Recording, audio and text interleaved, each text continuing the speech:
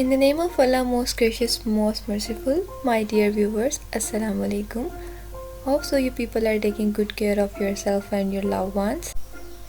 حقوق العباد یعنی کہ انسانوں کے حقوق. آپ نے یہ ٹرم بہت دفعہ سنی ہوگی، اس کا مطلب بھی پتہ ہوگا اور جانتے بھی ہوں گے کہ اس سے کیا چیزیں منسلک ہیں، لیکن آپ نے اس کو اگنور کر دیا ہوگا. کبھی یہ نہیں سوچا ہوگا کہ کیا ہم اس چیز کو اپنی لائف میں واقعی امپلیمنٹ کر بھی رہے ہیں یا نہیں.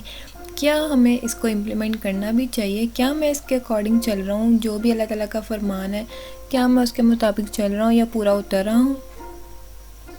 تو آج میں آپ کے ساتھ ایک ایسی سٹوری شیئر کروں گی جو کہ ہمارے ارد گرد تو روز ہوتا ہے، لیکن ہم اسے توجہ نہیں دیتے اور یہ سمجھتے ہیں کہ ہمیں کوئی ایکٹ نہیں کرنا چاہیے اس پہ، یا یہ کہہ سکتے ہیں آپ کہ ہم یہ سمجھتے ہیں کہ ہمارا تو کوئی فرض ہی نہیں ہے، ہم تو سب اپنی زندگی میں مگن ہیں، ہمارے اپنے کام ہی ختم نہیں ہوتے تو ہم دوسروں پہ توجہ کیوں دیں.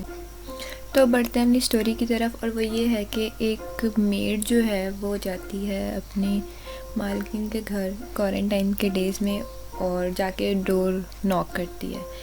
تو اس کی مالکن جب اپنے ٹیرس سے آتی ہے اور وہ دیکھتی ہے کہ اس کی کام والی آئی ہے تو وہ پوچھتی ہے کہ کیا بات ہے. ابھی وہ کہتی ہے کہ میری بات سن لیں.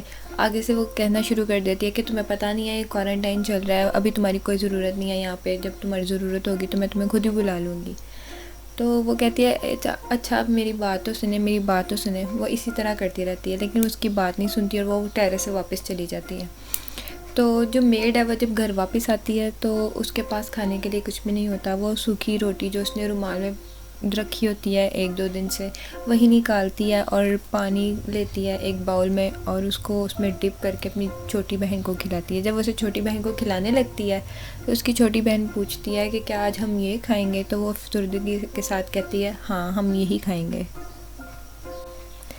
تو یہ بات بتانے کا مقصد یہ ہے کہ جو آپ خود کھا رہے ہیں وہی دوسروں کے لیے پسند کریں، جو آپ خود اپنے لیے چاہتے ہیں وہی دوسروں کے لیے چاہیں، نہ کہ آپ ان کی بات کو اگنور کر دیں، انہیں ہرٹ کریں. آپ ایٹ لیسٹ اگلے کی بات سن تو لیں کہ وہ کہنا کیا چاہ رہا ہے. آپ نے پہلے ہی کنکلوژن نکالا اور اسے رفع دفع کر دیا. یہ بات بہت غلط ہے.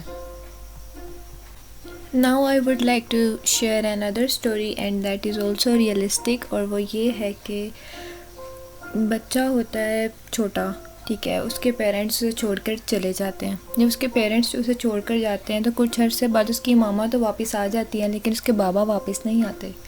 تو ساری دنیا جو ہے وہ اسے ساری عمر ڈیگریڈ کرتی رہتی ہے.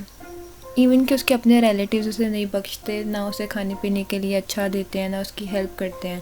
انسٹیڈ آف انکریجنگ ہم یا حوصلہ دینے کی بجائے اسے ہمیشہ ڈیگریڈ کرتے رہتے ہیں. تو وہ ایک دن تنگ آ کے گھر چھوڑ کے چلا جاتا ہے. جب وہ گھر چھوڑ کر جاتا ہے تو اس کے پاس ایسے ایسے دن بھی آتے ہیں کہ اسے سڑکوں پر کام کرنا پڑتا ہے کیونکہ اس کے پاس اور کوئی دوسرا راستہ نہیں ہوتا. پھر اس کے بعد یہ ہوتا ہے کہ ایک دن اس کے پاس کھانے کے لیے کچھ بھی نہیں ہوتا. تو وہ دیکھتا ہے کہ اس کے پاس نا پرانی دال پڑی ہوتی ہے جس کے اوپر فنگس آ گئی ہوتی ہے. تو اتنا مجبور ہو کر وہ اس ارلی کو ہٹا کر وہی وہ باسی دال کھاتا ہے. اب اس سٹوری سے جو ہے وہ 3 مین پوائنٹس نکلتے ہیں، اور پوائنٹ نمبر 1 یہ ہے کہ جب ہمارے دوسرے خلیفہ حضرت عمر فاروق رضی اللہ تعالیٰ عنہ کی دور خلافت تھا تو کوئی بھی شخص بھوکا نہیں تھا سوتا. وہ کیوں نہیں تھا سوتا؟ کیونکہ وہ رات بھر گلیوں میں گھومتے تھے اور دیکھتے تھے، خیال رکھتے تھے کہ کوئی بھوکا تو نہیں. اگر کوئی ہوتا تھا تو اس تک کھانے کا سامان پہنچایا جاتا تھا. سیکنڈ پوائنٹ کمز ڈسکریمنیشن، یعنی کہ تفرقہ امیر اور غریب کا. امیر لوگ فرق کرتے ہیں غریبوں میں. Contentment makes poor men rich and discontent makes rich men poor. When the rich think about the poor, they have poor ideas.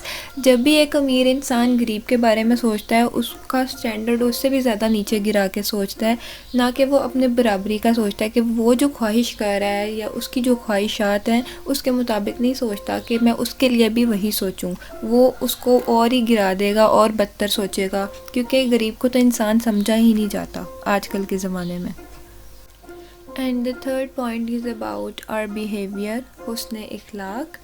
اخلاق اور رویوں کی بدصورتی کا احساس ہمیں تب تک نہیں ہوتا جب تک وہ ہمارے ساتھ نہ بڑھتے جائیں، اور ہمیں چاہیے کہ ہم کسی کو حقیر یا کمزور نہ سمجھیں، کیونکہ راستے کا چھوٹا سا جو پتھر ہے نا ہمیں وہ منہ کے بل گرا سکتا ہے.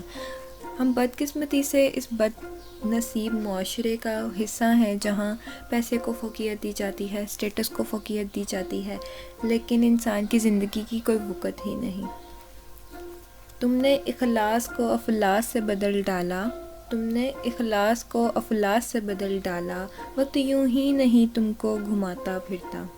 جیسے کہ ہم سب جانتے ہیں کہ دنیا ایک مقافات عمل ہے، آج ایسا کرو گے ویسا کل بھرو گے، تو رب کو عبادت سے اور مخلوق کو محبت سے ٹریٹ کیا جائے تو یہی بہتر رہے گا دنیا اور آخرت دونوں کے لیے۔ ہم میں سے زندہ وہی رہے گا جو دلوں میں زندہ رہے گا، اور دلوں میں زندہ وہی رہتے ہیں جو آسانیاں بانٹتے ہیں، محبت بانٹتے ہیں، نہ کہ تفرقہ کرتے ہیں، نہ ہرٹ کرتے ہیں فیلنگز کو دوسروں کی۔ سو مائی ڈیئر ویورز، ہمیں چاہیے کہ ہم اپنے ارد گرد کے لوگوں کا خاص خیال رکھیں، ان کی ضروریات پوری کرنے کی کوشش کریں، کیونکہ اللہ تعالیٰ حقوق اللہ تو معاف کر دے گا، حقوق العباد کبھی معاف نہیں کرے گا۔ I hope so you will like this video. Like, share and subscribe my channel. Thank you so much for watching. اللہ حافظ.